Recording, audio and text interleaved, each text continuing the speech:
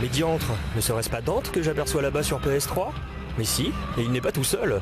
Situé chronologiquement entre les épisodes 1 et 2, ce numéro 4 introduit Nero, un personnage qui a comme qui dirait un petit air de famille avec notre héros.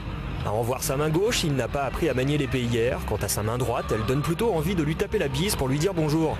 Personne n'ayant eu jusqu'à présent l'appareil génital adéquat pour lui demander ses papiers, nous ne savons pas encore vraiment qui il est. Suspense.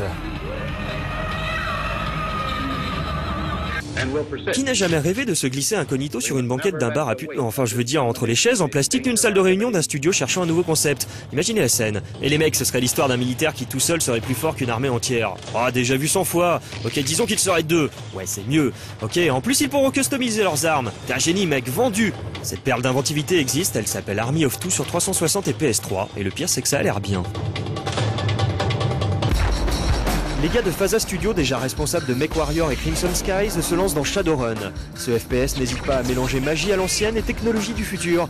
Un peu comme si Gérard Majax et les frères Bogdanov fusionnaient. Ceux qui veulent vomir, allez-y. Prévu sur 360 et PC, cette petite merveille utilisera les fonctionnalités de Windows Vista, autorisant les deux supports à communiquer et peut-être aussi à partager ses écrans bleus.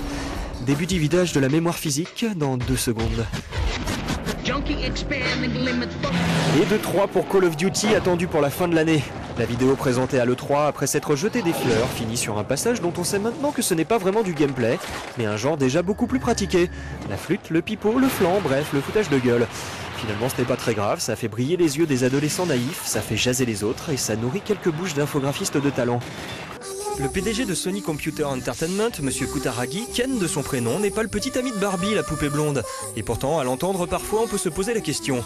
La PS3 prévue pour le 17 novembre en Europe sera disponible de 500 à 600 € suivant que le disque dur fait 20 ou 60 gigas. Le bonhomme nous explique que si la machine est si chère, c'est parce que c'est plus qu'un jouet, c'est la PlayStation 3, l'unique PlayStation 3. Depuis les raisons invoquées par Bush pour attaquer l'Irak, je n'avais rien entendu d'aussi convaincant.